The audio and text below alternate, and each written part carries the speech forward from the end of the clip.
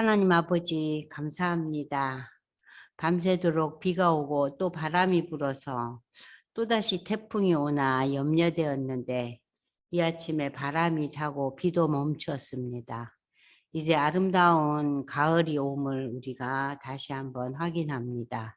이 좋은 계절에 우리에게 하나님의 말씀을 보게 하시고 또 그 말씀에 사로잡힌 받는 삶을 살기를 소망합니다. 하나님 이 시간을 축복해 주셔서 우리가 살아가는 이 인생길에서 하나님의 놀라운 인도하심을 받는 그러한 믿음의 결단과 각오가 또 한 번 이루어지는 귀한 시간으로 주님 축복해 주시옵소서. 예수님의 이름으로 감사기도 드려옵나이다. 아멘. 자, 안녕하세요. 네. 자, 이제 사도행전 이제 지금까지 저희가 1장에서부터 9장까지 공부했잖아요. 이제 9장은 정말 사도행전에서 또 유명한 한 부분이죠. 사도 바울이 사울에서 바울이 되는 그 놀라운 그 회심의 과정을 우리가 배웠어요. 그 회심하는 과정 속에서 하나님께서는 두 사람을 보내주시죠. 아나니아와 바나바라는 이 특별한 인물들을 통해서 이제 이 바울은 자신이 정말 하나님의 부름받은 특별한 사도의 직분을 잘 감당하게 되는 그러한 역할들을 이제 잘 감당하고 있죠. 그래서 오늘 이제 저희는 사도행전 이제 10장부터 시작합니다. 10장, 11장, 12장으로 이제 들어갑니다. 자, 사도행전 10장은 여러분이 잘 아시는 고넬료와 베드로의 스토리죠. 고넬료와 베드로. 여러분들이 고넬료 그러면 딱 머리에 떠오르는 게 뭐예요? 이방인이잖아요. 그죠? 로마 사람이에요. 로마 사람과 베드로.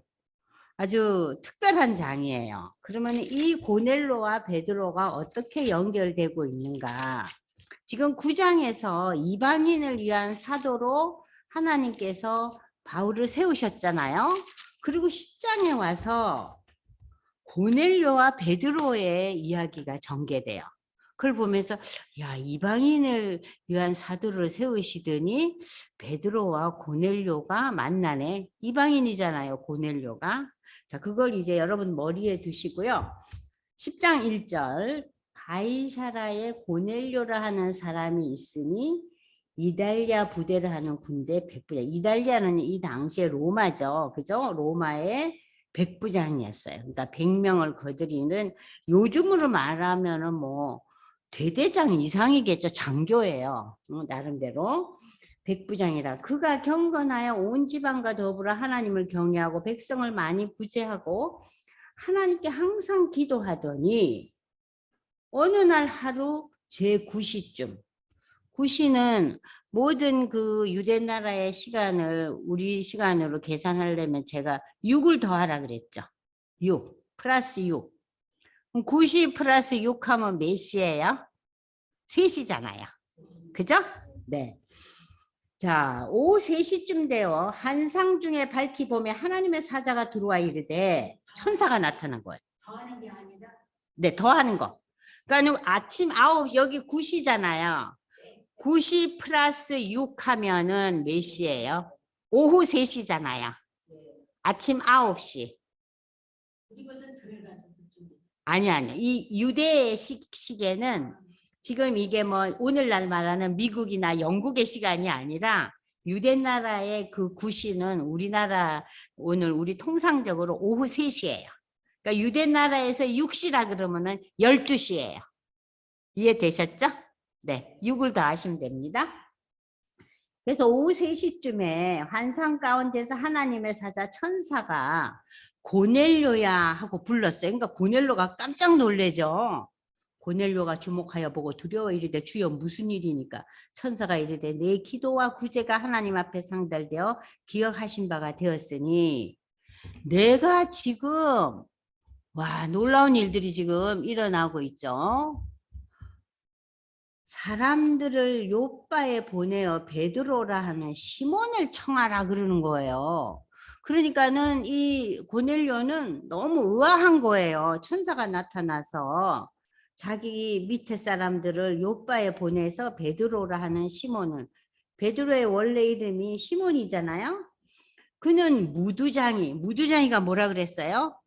동물의 가죽을 펴서 옷처럼 만들게 하는 그 전 가정을 하는, 그러니까 가죽을 만드는 그, 이건 수성공이 아니고 뭐라 그래요? 가죽을 만드는 사람들이에요. 그래서 유대인들이 이 무두장이하고 같이 엮이는 거 싫어한다 그랬잖아요. 그죠? 옛날에 우리 한국 사람들은 어땠어요? 백정이라 그러고 싫어했잖아요. 마찬가지예요. 그는 무두장이 시몬의 집에 유숙하니 지금 그 집이 요바의 해변에 있다. 요바가 해변가예요. 마침 말하던 천사가 떠남에 고넬료가 집안 하인 둘과 부하 가운데 경건한 사람 하나를 불러 이 일을 이루고, 그러니까는 내가 이제 천사가 나타나서 이런 얘기가 있었으니까 요바의 그 베드로라는 사람 집에 가보거라 하고 보냈어요. 자, 지금 10장 1절에서 8절까지는 누구에 대한 얘기예요? 고넬료라는 로마의 백부장의 얘기예요. 그럼 여러분들 프린트를 보시면요. 고넬료는 로마 사람으로 백부장이었음에도 불구하고 그 당시에 아주 경건한 삶을 살았다 그래요. 여러분들이 그 로마 시대의 영화나 또는 그 로마 시대에 대한 그 이런 뭐 책을 보게 되면은 이 당시에 로마 문화가 뭐 세계를 다스리는 그런 문화의 시대였지만 아주 상당히 음란하고 저속하고, 그리고 술을 많이 마시고 또 뭐 음식을 많이 먹고 토하고 또 먹고 그랬잖아요. 그런 아주 특별한 시대였어요. 그러한 시대 속에서 이 로마의 장교가 경건한 삶을 살았다는 것은 참 특별한 사람이에요. 그래서 1절에서 보니까 2절에서 경건한 삶을 살았다고 했는데 이 사람이 이방인이지만은 하나님을 예배하고 유대인의 기도 시간, 지금 여러분들이 아까 9시가 유대인의 기도 시간이 6시, 9시 다 그들이 기도 시간이에요. 그러니까는 아침 9시, 12시, 오후 3시가 유대인들의 기도 시간이에요. 하루에 3번. 근데 이 사람이 기도를 했다는 거예요. 그렇게 경외하는, 하나님을 경외하는 이방인이었어요. 유대인이 살던 지역에서 이렇게 하나님을 경외하는 이방인들이 그 당시에 좀 있기는 있었대요. 흔하지는 않았지만. 그러면 이 경건의 의미가 뭔가? 하나님을 두려워하며 율법을 따르려고 애쓰는 삶이에요. 두 번째, 이 고넬료가 어떤 삶을 살았어요? 구제에 힘썼다 그랬죠. 그러니까 자기가 가진 그 경제적인 여유로움을 헌금과 구제에 힘썼다는 거죠. 이것을 가리켜서 우리는 경제 부분에 있어서도 하나님을 향한 신앙 고백이 있었다는 거죠. 나누고 돕는다는. 그리고 이 사람이 어땠어요? 기도의 삶을 살았어요. 그러니까는 이 고넬료라는 인물은 당시 로마 시대에 아주 독특한 인물이었어요. 유대인들이 경배하는 하나님을 두려워하고 기도하고 그리고 이웃들에게 많은 것을 나누는 그런 삶을 사는 사람인데, 이 사람에게 하나님께서 천사를 보내시고 말씀을 주시는 거예요. 그리고 네 부하들을 요바에 보내서 베드로에게 한번 보내거라 그러는 거예요.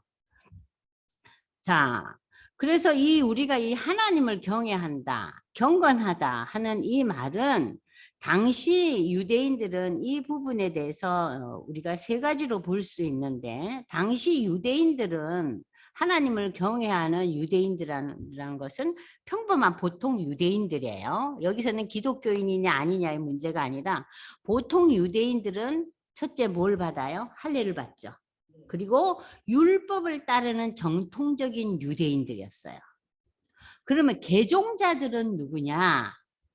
할례를 받고 율법을 따르는 이방인들을 개종자라고 했어요. 지금 그리스도인들은 아주 좀 한 부분이었잖아요. 그래서 이 시대에 유대 백성들은 예수를 믿는 사람들을 그러니까 이단 종파처럼 여겼어요. 지금 오늘 우리가 기독교 신앙이 오늘 전 세계 또 우리나라에 뭐 기독교가 가장 큰 신앙 중에 하나인데, 근데 이상한 그 이단 부류들이 많이들 요즘 생기고 있잖아요. 그러니까 유대인들은 당시 대부분의 유대인들은 그리스도인들을 향해서, 기독교인들을 향해서 이단처럼 여겼어요. 예, 이단으로 여겼어요. 그러니까 뭐 저러다 말겠지. 그리고 이제 여기서 말하는 개종자들이라는 것은 할례 받고 율법을 따르는 이방인들이고, 하나님을 경외하는 자들이라는 것은 저들은 율법을 따르지만 할례를 받지 않은 이방인들. 그러면 고넬료는 어디에 해당해요? 고넬료는요, 할례는 받지 않았어요. 그러니까 고넬료는 하나님을 경외하고 율법을 따르지만 할례를 받지 않은 이방인들로 분류돼요. 그래서 이 시대에 하나님을 경외한다 그러면 보통 유대 사람들, 그리고 이방인들 중에서도 할례까지 받고 하나님을 믿는 사람들이 간혹 있었어요.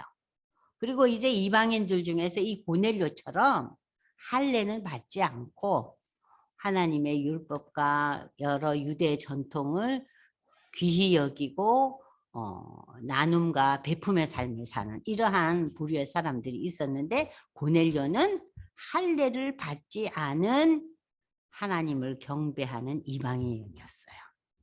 이제 이해되셨죠? 자, 그러니 이 고넬료에게 하나님께서 천사를 보내시고 누구를 만나게끔 지금 역사하고 계세요? 베드로를 만나게끔. 베드로를 만나게끔 하는 거예요. 자, 여기 보시면은 환상 중에 고넬료에게 천사가 나타났고, 고넬료는 천사의 지시에 따라서 별 얘기가 없죠. 그냥 따르죠. 그죠? 그래서 자기 부하들을 보내잖아요, 이내. 아니, 무슨 일인가? 이 사람들을 보내야 되는가 말아야 되는가? 내가 환상 가운데 본 게 이게 뭔가 하고 의심하거나 뭔가 이렇게 머뭇머뭇거리지를 않았어요.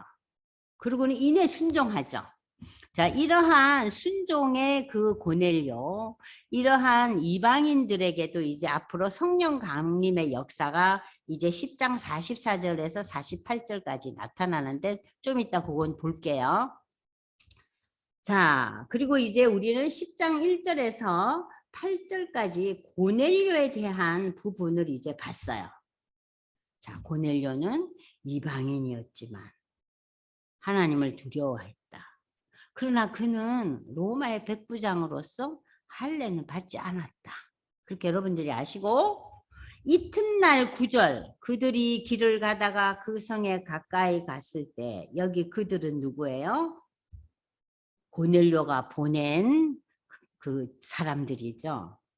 베드로가 기도를 하려고 지붕에 올라가니, 여기 본문에 지붕에 올라갔다는 표현이 뭡니까? 이 지붕에 올라갔다는 것은요, 외딴 곳. 여러분들이 예수님이 기도하실 때 새벽 미명에, 그리고 한적한 곳에, 이런 표현들이 나오죠. 그러니까 기도하기 위해서 베드로가 외딴 곳을 찾아서 간 거예요. 지붕에 올라갔다는 표현이. 그 시간은 6시더라. 6시는 12시겠죠? 플러스 6하면 그죠? 그러니까 정오의 기도 시간이에요. 근데 그때쯤 베드로는 시장하여 먹고자 하며 사람들이 준비할 때에, 이제 베드로가 밥을 먹고 싶었는데 준비를 할 그 상황 속에서 황홀한 중에 하늘이 열렸다 그랬어요. 한 그릇이 하늘로부터 내려오는 것을 보니 큰 보자기 같고 네 귀를 메어 땅에 들이었더라. 여러분들 한번 상상해 보세요. 하늘로부터 그릇이 보자기에 쌓여서 이렇게 둥실둥실 내려오는 거예요. 얼마나 놀랬겠어요. 그런데 그 보자기 안에 있는 게 뭐냐 했더니 각종 네 발 가진 짐승과 기는 것과 공중에 나는 것들이 있더라. 유대인들은요, 공중에 나는 거 먹지 않아요. 그리고 그 기어다니는 부류는 먹지 않아요. 그리고 짐승도 4발 가진 짐승들은 거의 대부분 잘 안 먹어요. 예. 그러니까 굉장히 그 부정한 거냐 정한 거냐의 그 구별. 예, 그래도 먹을 게 있었나 봐요. 뭐 양고기하고 염소고기하고요. 좀 먹는 건 있었어요. 그들이 제물로 바치는 게 양이었잖아요. 그러니까 유대인들은 주로 양을 먹었어요. 소고기는 특히 돼지고기는 안 먹죠. 유대인들이. 자, 그런데 그들이 평소에 안 먹던 그런 동물들과 공중에 나는 뭐 새 종류겠죠? 그게 이 그릇에 담겨 내려오는 거예요. 그러면서 소리가 이르짖으되 베드로야 일어나 잡아 먹으라 그래요. 베드로가 너무 놀래가지고 주여 그럴 수 없나이다. 속되고 깨끗이 아니한 것을 내가 결코 먹지 아니하였나이다. 이건 뭐예요? 지금까지 내가 율법대로 레위기에서 먹지 말라는 동물은 절대 나는 안 먹었습니다. 그 얘기예요. 그랬더니 두 번째 소리가 있을 때 하나님께서 깨끗게 하신 것을 내가 속되다 하지 마라. 그러니까는 이 구약에서 먹지 말아라 했던 이 동물들과 하늘에 나는 새 종류도 내가 깨끗게 했으면은 어떻게 된다고요? 깨끗하다는 거예요. 그러면서 이런 일이 3번이나 반복된 거예요. 그러면서 그 그릇에 담긴 것들이 다 하늘로 올라가 버렸어요. 자, 베드로는 너무 놀랍죠. 자, 여기 우리가 보시면은 베드로가 이 환상이 뭔가 너무 놀라워하는데 고넬료가 보낸 사람들이 그때 마침 들어와 가지고 베드로하라 하는 시몬이 여기 유숙하느냐 하고 물어보는 거예요. 그래서 베드로가 그 환상에 대하여 생각할 때 아니 저 사람들은 또 누구고 이 내가 본 환상은 뭔가 하고 이 두 가지를 이렇게 놓고 생각을 하는데 성령께서 그의 마음에 말씀을 주시는 거예요. 2 사람이 너를 찾아올 테니 일어나서 네가 그들을 의심하지 말고 함께 가라. 내가 그들을 너한테 보내었더라 하니 베드로가 내려가 그 사람을 보고 이르되 내가 곧 너희가 찾는 사람인데 너희가 무슨 일로 왔느냐? 그들이 대답하되 백부장 고넬료라는 사람이 이제 자기네들은 그 하수인이라는 거죠. 부하들이라는 거죠. 우리 주인 백부장 고넬료는 의인이요 하나님을 경외하는 사람인데 그렇기 때문에 유대의 많은 사람들이 이 백부장 고넬료를 칭찬했는데 그가 거룩한 천사의 지시를 받아 당신을 그 집으로 청하여 말을 들으려 하느니라 한데 베드로가 불러들여 유숙하게 하니라. 자, 지금 이제 우리가 17, 그러니까는 그 하늘이 열리면서 지금 베드로가 하늘에서 내려오는 특별한 그 동물들을 보고 절대 못 먹는다고 그야말로 손사래를 치잖아요. 근데 내가 깨끗게 한 거니까 순종하고 먹으라 그러면서 그 모든 것이 다 하늘로 도로 올라가 버렸어요. 그래서 베드로는 이때까지도 이게 무슨 의미인지 의아해하면서 뭔가 이렇게 좀 놀라워하고 있는 상황 속에서 누가 와요? 고넬료가 보낸 사람들이 도착한 거예요. 어쩌면 시간도 그렇게 맞는지. 그때 하나님께서 성령의 강한 역사를 일으키시면서 말씀을 주시죠. 2 사람이 너를 찾아올 거다. 유대인들은요, 외부인들하고 절대 관계를 맺지 않아요. 그래서 유대인 집에는 이방인들이 방문을 하거나 같이 밥을 먹는다는 게 있을 수가 없는 일이에요. 그러니까 네가 의심하지 말고 그 이방 사람들을 맞아들이라 그러는 거예요. 그래서 이제 베드로가 그 사람들을 맞아들이니까 이 사람들이 자기 주인에 대한 설명을 하면서 이 주인의 지시로 우리가 왔다는 거죠. 천사의 지시를 우리 주인 고넬료가 받아가지고 지금 당신 집에 이렇게 오게 됐다고 그 지금까지 상황을 설명해 주니까 지금 베드로가 뭐라냐면 여기서 28절 유숙하게 한다 하는 것은 저들을 편안하게 맞아들이는 거예요. 그래서 여러분들이 프린트에 보면은 유숙하게 한다는 것은 환대 의미로서 베드로가 무할례자와 사귀고 식사한다는 것이 당시 유대의 생활 습관으로 볼 때는 이건 있을 수가 없는 일이에요. 그런데 유대의 생활 습관을 깨고 저들을 환대했어요. 자, 이러한 베드로의 행동은 이방인 전도에 대한 앞으로의 그 갈 길을 어느 정도 제시하고 있는 거죠. 자, 여기 위에 황홀한 중에 하늘이 열리매라는 요 본문을 한번 다시 보겠습니다. 베드로는 황홀한 중에 하늘이 열리며 그릇이 내려오는 곳 하나님 음성을 듣는데 구약의 율법에서 금지된 동물들을 레위기 11장에 보면은 정한 식품, 부정한 식품 다 이렇게 구별해 놨잖아요. 잡아먹으라는 하나님의 말씀을 베드로가 받아요. 근데 오늘날 이 구약의 그 레위기에 나타나 있는 어떤 거 먹어라, 어떤 거 먹지 말라, 그리고 또 특별히 구약에 보면은 피를 먹지 말라, 기름을 먹지 말라 그런 얘기 나오잖아요. 근데 오늘날 그 학자들이 연구를 해보니까요. 피와 기름이 인간에게 가장 나쁘대요. 모든 바이러스와 세균 질환이 동물의 피에서 온대요. 그리고 기름기를 많이 먹으면 우리가 요새 뭐 콜레스테롤 수치가 높다느니 뭐 혈당이 오르느니 또는 무슨 굉장히 몸이 안 좋잖아요. 기름기가. 응? 그러니까 그게 안 좋은 거예요. 그래서 이미 이 레위기에서 먹지 말라는 게 사람들한테 안 좋대요. 그리고 물고기 중에서도 뭐 이렇게 땅 그 저기 뭐야 물 밑에 있는 거 이렇게 비늘이 없는 거 그런 거 먹지 말라 그랬잖아요. 비늘 없는 물고기가요. 그 바닷속에서 청소부의 역할을 한대요. 그러니까는 그 바다 밑에 들어가서 여러 가지 오염된 것들을 다 처리하면서 이 바닷속을 깨끗하게 하는 역할을 하는 거예요. 그러니까 오염되고 좋지 않은 걸 먹은 게 뭐가 좋겠어요? 그냥 말하자면은 그 비늘이 없는 게 그런 역할을 하는데 그 구약에 보면 비늘 없는 거 먹지 말라 그러잖아요. 참 신기하고 놀랍죠?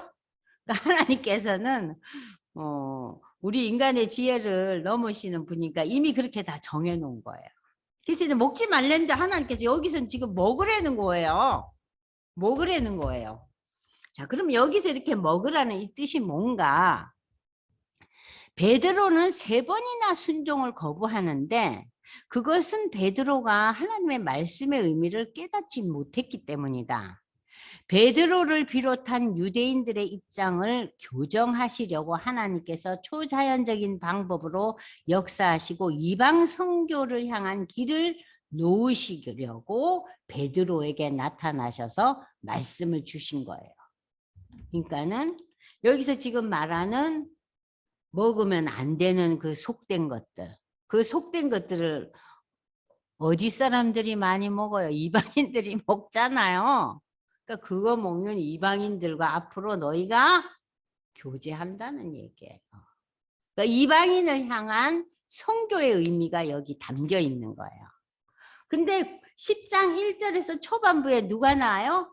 이방인 고넬료가 나오고 두 번째 패러그랩에서 지금 베드로가 하나님의 음성을 듣고 황홀한 가운데 하늘에서 그릇이 내려오잖아요. 부정한 거. 그러니까 지금 이방인과 유대인들이 연결되는 거예요. 그러니까 유대인들을 통해서 복음이 왔잖아요. 예수님이 유대인이잖아요. 근데 이 유대인을 통해서 온 이 복음이 결국 어디로 간다는 얘기예요? 이방인에게 간다는 것을 상징적으로 나타내고 있는 거예요. 그러니까 내가 이제 속되지 않다고 했으니까 너는 무조건 먹고 받아들이라 지금 그 얘기 아니에요. 그죠? 그러니까 하나님께서는 10장 초반부에 이미 이방인에 대한 선교의 역사를 열어놓으시면서 다음번에 베드로가 이 사건을 만나는 거예요. 그러니까 하나님께서 항상 앞서가세요. 미리. 그러니까 여러분들이 이제 이 사도행전 10장을 보시면서 아, 고넬료의 사건을 통해서 이방인 선교의 물꼬가 트이는구나. 그리고 하나님이 베드로의 마음을 열어놓으시는구나. 와, 이방인 선교의 역사가 시작되겠네? 근데 여러분, 지난번에 우리가 9장에서 뭘 배웠어요? 바울은 이방인을 위한 택한 나의 그릇이라 그러잖아요. 그죠? 그러니까 10장의 스토리들이 하나씩 연결이 되죠. 자, 다음 보겠습니다. 자, 이튿날. 그래서 그들이 이제 베드로의 집에 묵었죠? 이튿날 일어나 그들과 함께 갈새 욥바에서 온 어떤 형제들도 함께, 그러니까 욥바에서 그 고넬료의 집에서 온 사람들도 함께 가는데 가이사라에 저들이 함께 들어가니 고넬료가 그의 친척과 가까운 친구들을 모아 기다렸어요. 그러니까 이 베드로가 고넬료가 보낸 사람들을 따라서 지금 어디로 갔어요? 고넬료의 집이 있는 가이사라 지역으로 들어간 거예요. 저들의 그 도움을 받아서. 아니 밑도 끝도 없이 고넬료를 만나러 갈 수는 없잖아요. 그래서 이제 이 온 사람들을 따라서 이제 베드로가 갑니다. 마침 베드로가 들어오니 고넬료가 맞아 발 앞에 엎드려 절합니다. 고넬료는 이 베드로가 순간 누군지 알아요. 그래서 베드로가 이렇게 이르되 일어서라. 나도 너랑 똑같은 사람인데 어떻게 내게 절을 하느냐. 그러면서 이 베드로의 표현이 재밌잖아요. 나도 사람이라. 나도 사람이라. 고넬료는 베드로를 하나님이 보내신 사람으로 알고 자기 나름대로 최대 존경함을 표하느라고 발 앞에 엎드려 절을 했는데 베드로는 이를 정중하게 거절하는 거예요. 응? 인간을 숭배해서는 안 된다는 거죠. 나는 인간이라는 거예요. 나도 사람이다 그래요. 그리고 더불어 말하며 들어가 여러 사람 모인 것을 보고 이제 그 가이사라의 그 고넬료의 그 집으로 가니까 유대인으로서 이방인과 교제하며 가까이 하는 것이 우리의 전통적인 율법에는 위법인 줄을 너희도 알겠지. 그러나 하나님께서 내게 지시를 하시기를 아무도 속되다 하거나 깨끗하지 않다 하지 말라 하시기로. 그러니까 하나님이 이제 이방인과 교제해서는 안 되고 이방인과 엮어지면 안 된 이러한 옛 율법의 시대가 지나고 이제는 어떻게 됐어요? 그 담이 다 허물어진 거예요. 허물어진 거예요. 그래서 여러분들 여기서 에베소 2장 14절을 한번 찾아서 읽어보시겠습니다. 예수 그리스도를 통해서 이제 어떻게 되었느냐. 에베소 2장 14절. 그는 우리의 화평이신지라. 그는 여기서 예수 그리스도죠. 예수 그리스도는 우리의 화평이신지라. 둘로 하나를 만드사 원수된 것 곧 중간에 막힌 담을 자기 육체로 하셨다 그랬어요. 예수님이 십자가에 못 박혀 돌아가심으로 인해서 유대인이나 이방인이나 예수에 대한 신앙 고백을 하게 되면은 다 한 형제 자매가 된다는 얘기죠. 그래서 이제 담을 허물었어요. 그래서 그 얘기예요.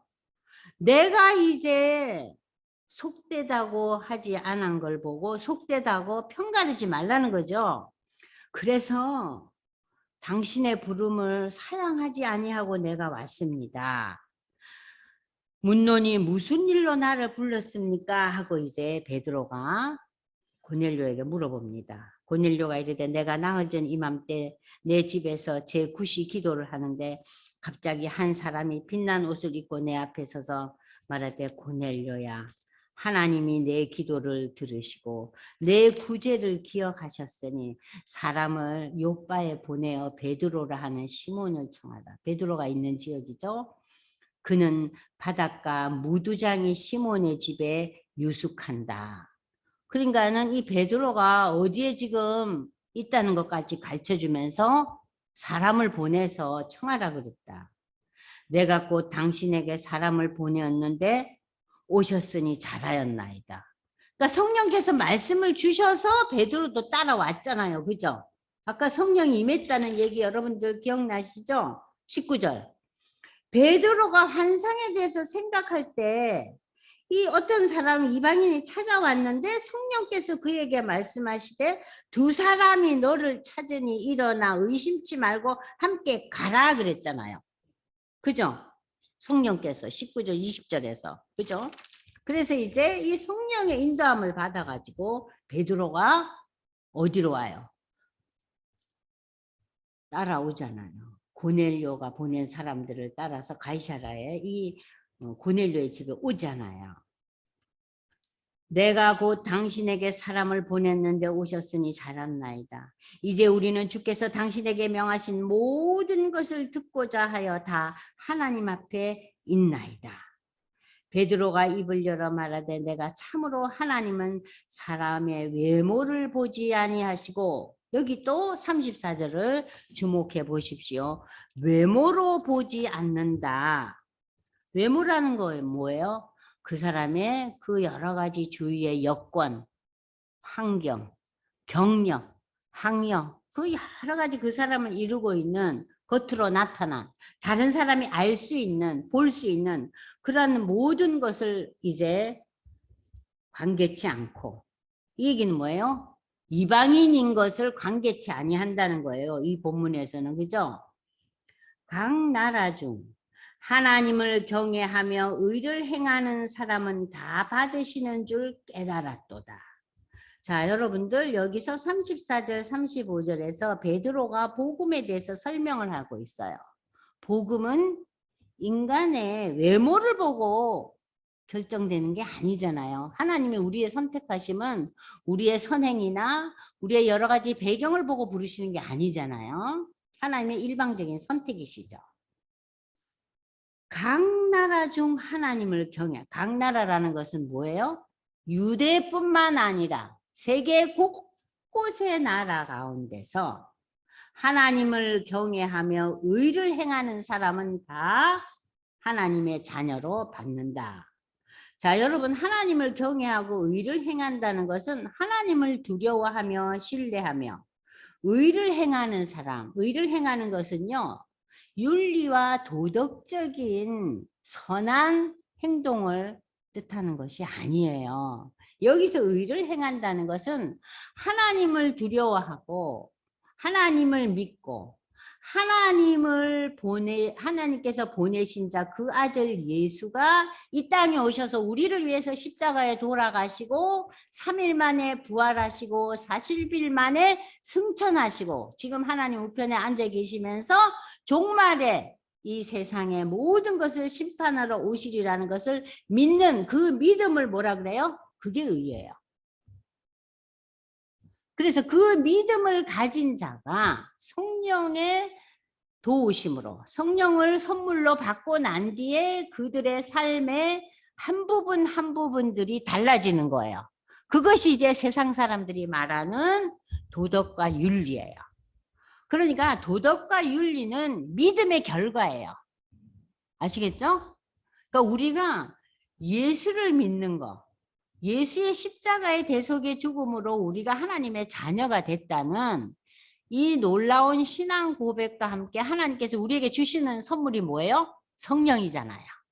그래서 성령을 선물 받고 난 뒤에 우리의 삶의 한 부분 한 부분들이 점점 성화되어 나가면서 윤리와 도덕적인 많은 것들을 성취해 나가는 거예요. 그래서 인간은 윤리와 도덕적으로 우리가 완벽한 사람이 아무도 없잖아요. 율법으로 보기에 인간은 온전히 행하는 사람이 아무도 없어요. 그래서 죄에 대한 고백을 통해서 하나님의 자녀되고 하나님의 자녀가 된 것을 의인이라는 표현을 하는 거예요. 그리고 그 의인의 결과, 믿음의 결과로 우리는 열매 맺는 신앙, 그것이 우리가 이 세상 살면서 도덕과 윤리적인 삶을 겸비해 나가는 거죠. 온화한 삶, 겸손한 삶, 여기 다 포함되잖아요. 자, 그러면서 이제 이 베드로가 이 설명을 하는 거예요. 고넬료에게. 지금 고넬료는 아까 제가 설명했잖아요. 할례를 받지 않은 유대교인이에요. 하나님을 두려워하고 자기의 것을 나누는 사람이었어요. 자, 만유의 주 되신 예수 그리스도로 말미암아 화평의 복음을 전하사 이스라엘 자손들에게 보내신 말씀, 곧 요한이 그 세례를 반포하며, 여기 요한은 세례 요한이겠죠? 갈릴리에서 시작하여 온 유대에 두루 전파된 그것을 너희도 소문은 들었지 않냐? 세례 요한이 와가지고 회개 세례하라는 얘기 들었지 않아요? 그런데 하나님께서 나사렛 예수에게 성령과 능력을 기름 붓듯 하셨음에 그가 두루 다니시며 선한 일을 행하시고 마귀에게 눌린 모든 사람을 고치셨으니 이는 하나님이 함께 하셨습니다. 자, 이제 이 베드로의 그 설교의 내용은 나사렛 예수에게 초점을 맞추고 있습니다.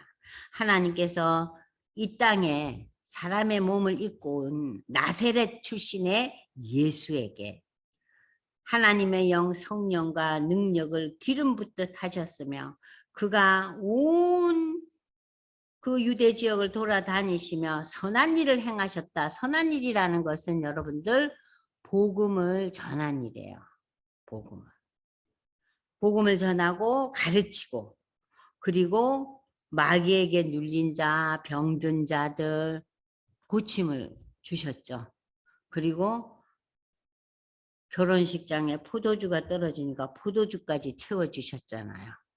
별거 다 하셨어요. 눈먼 자를 눈뜨게 하시고 문둥병자를 깨끗게 하시고 이런 놀라운 일을 하셨어요. 그래서 우리는 유대인의 땅과 예루살렘에서 그가 행하신 모든 일에 대해서 우리가 할 일은 증인이라. 그런데 그들은 유대 백성들이 그를 나무에 달아 십자가에 달아 죽였으나 하나님께서 그를 사흘 만에 다시 살리시고 나타내시되 모든 백성에게 하신 것이 아니고, 여기 또다시 여러분들이 주목하세요. 자, 예수를 믿는 믿음, 하나님이 이 땅에 보내시고 이 땅에 오셔서 우리를 위해서 십자가에 돌아가시기 전에 뭘 하셨어요? 성령과 능력으로 복음을 전하고 마귀에게 눌리고 병든 자에게 이 질병을 앓고 문둥병에서 고통받는 모든 사람들을 낫게 하시는 그에 대한 증인이 우리인데, 그럼에도 불구하고 유대인들이 예수를 십자가에 달려 죽게 하시고, 그러나 하나님이 3일 만에 부활하게 하셔서 다시 살리사 나타나셔서 40일 동안 예수님이 또 증거하시잖아요. 그런데 여기 여러분들 41절에 모든 백성을 동그라미 해놓으세요. 이 복음, 이 예수의 복음은 모든 백성에게 다 연결되지는 않나요? 택한 자들에게. 하나님은 물론 모든 인류가 하나님의 자녀 되기를 원하세요. 그러나 모든 백성에게 하신 것이 아니요. 여기 보십시오. 오직 미리 택하신 증인, 곧 죽은 자 가운데서 부활하신 후 그를 모시고 음식을 먹은 우리에게 하셨어요. 우리에게. 우리라는 것은 지금 그 당시에 살아있던 12사도와 또 그 주위의 사도들 외에도 따르는 예수를 믿는 무리들이 꽤 있었잖아요. 12사도를 포함해서 꽤 있었어요. 따라다니는 여자들도 있었고 많이 있었어요.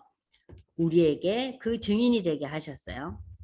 우리에게 명하사 백성에게 전도하되 하나님이 살아있는 자와 죽은 자의 재판장으로 정하신 자 곧 이 사람인 것을 증언하게 하시고, 이 사람이 누구예요?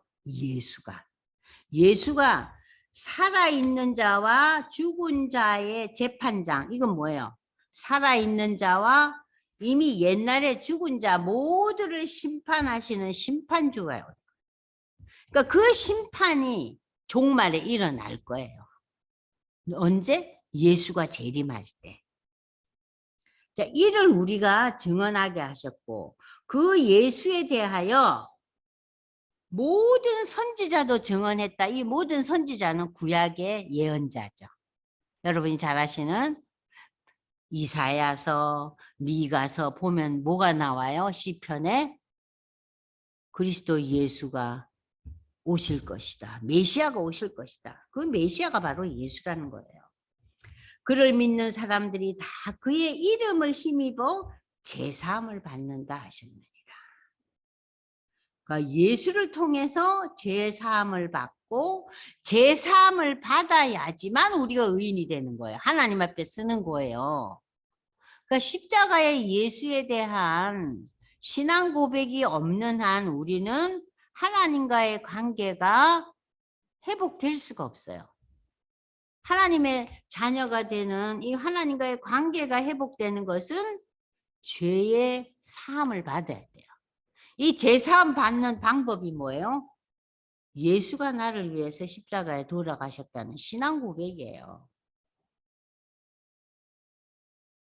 그래서 여러분들 어린이들 찬송에 힘으로도 못 가요 하나님 나라, 돈으로도 못 가요 하나님 나라. 그죠? 뭘로 가요? 믿음으로 가는 나라 하나님 나라잖아요. 그래서 이 믿음으로 우리가 제사함을 받고 하나님의 자녀가 되고 그리고 우리가 하나님의 자녀를 다른 말로 표현하면은 의인이 되는 거죠. 그래서 하나님으로부터 성령을 선물로 받고 그 성령의 선물을 통해서 우리의 삶이 변화받고 그리고 우리가 종말에 하나님의 보좌에 다 가는 거죠. 그 스토리가 이제 계시록에 나온 거예요. 자, 여기까지 여러분들이 이제 어느 정도 베드로의 그 설교를 지금 누구에게 하냐면은 그 고넬료에 하고 있잖아요. 고넬료는 하나님을 경외하는 유대교인이니까. 유대교에서 어디로 오라고? 예수교로 오라고.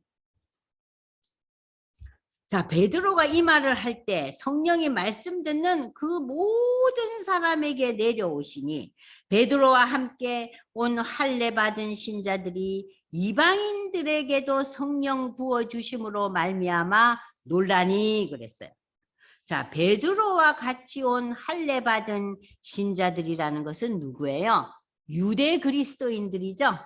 할례를 받았으니까 당연히 유대인 아니에요.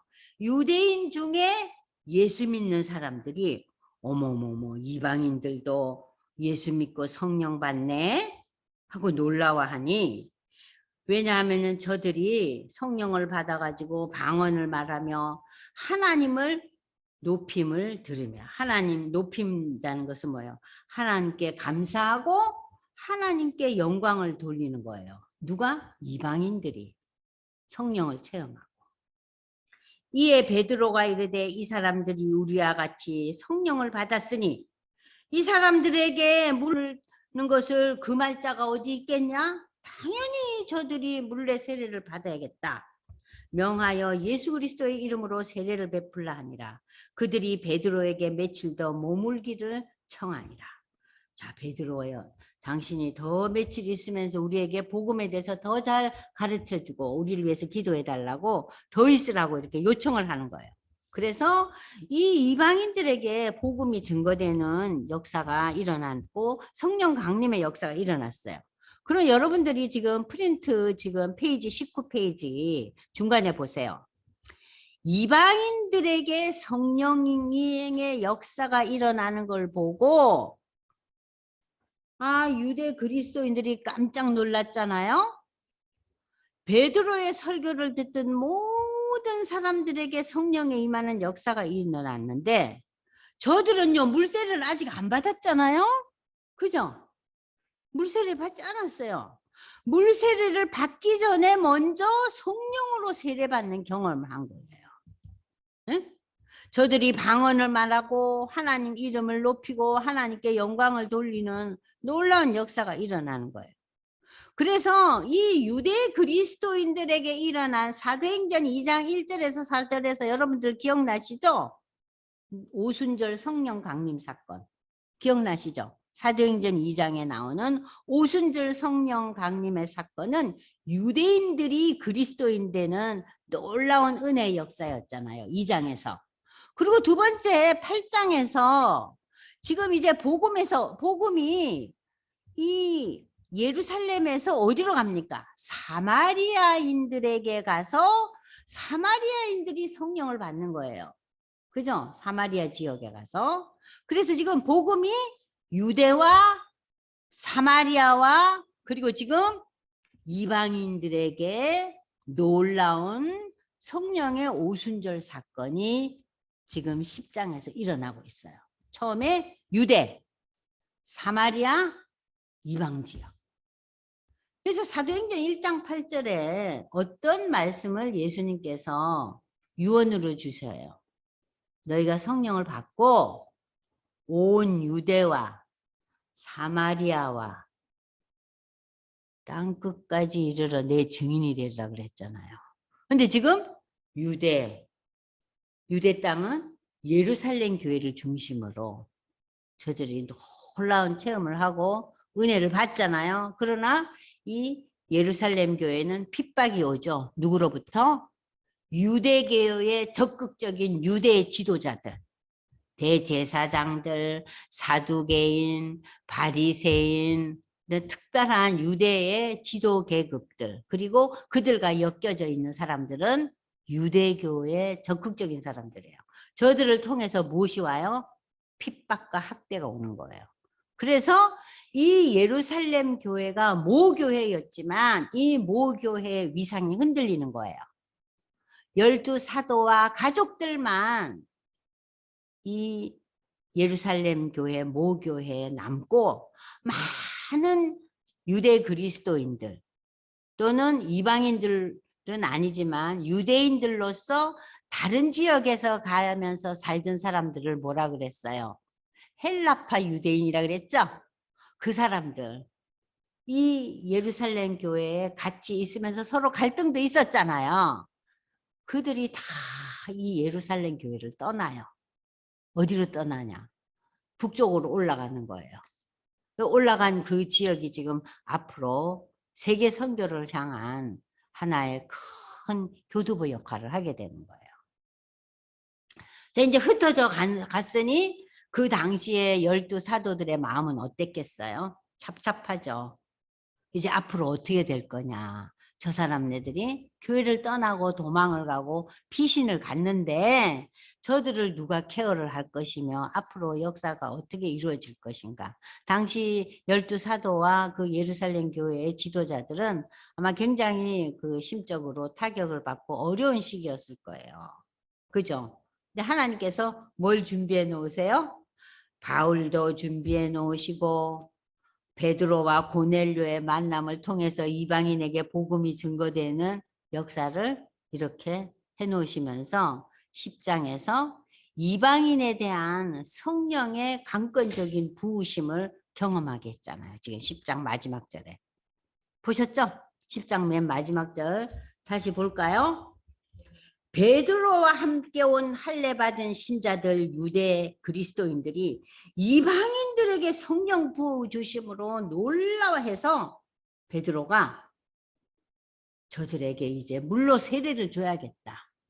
그래서 이방인들은 성령 체험을 먼저 했어요. 그리고 난 뒤에 세례를 받았어요. 저는 이걸 보면서 이방인들이 성령을 체험 안 하면 예수 믿기 또 어렵지 않았겠어요? 이 시대에. 그죠? 어려웠겠죠. 그 유대의 한 부분에 이단으로 여겨지든 그래서 핍박받아서 예루살렘 교회는 다 흩어지고 있는 이런 상황 속에서 이런 특별한 역사가 없는 한 그들이 믿었겠어요? 이방인들이? 이방인들이 유대교를 믿는 것도 쉬운 일이 아닌데 지금 이방인들이 유대교에서 다시 예수를 믿게 된다는 건 인간의 힘으로서는 상당히 어려운 일이잖아요.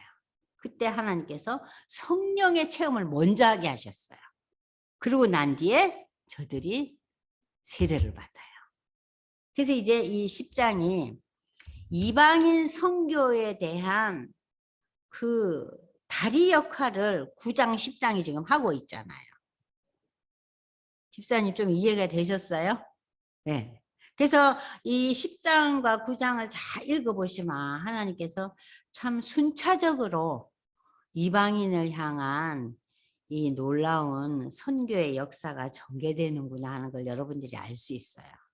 그래서 이제 11장에 가면은 무슨 얘기가 나오느냐. 자, 베드로는 지금 자기가 겪고 있는 이방인들이 성령을 받고 성령 받은 이방인들에게 자기가 세례를 베풀었잖아요. 이거를 보고를 해야 되잖아요. 그래서 11장 유대에 있는 사도들과 형제들이, 여기 유대에 있는 사도들과 형제들이라는 건 예루살렘 교회를 말하는 거 아니에요?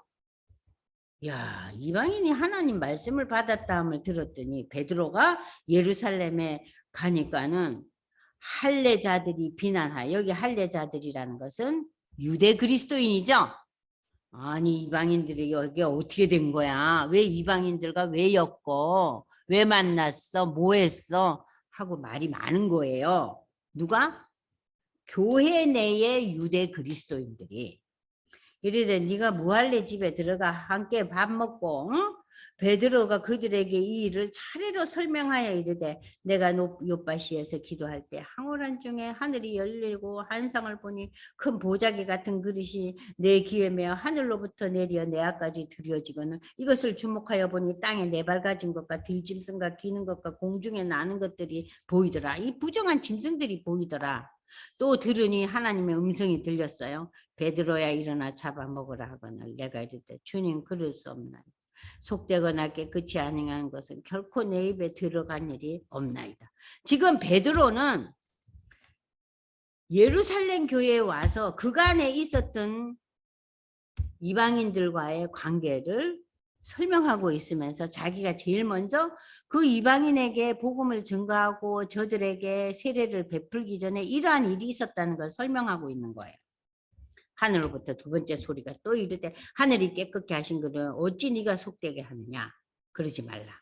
이런 일이 세 번이나 반복된 후에 모든 것이 하늘로 끌려 올라가더라.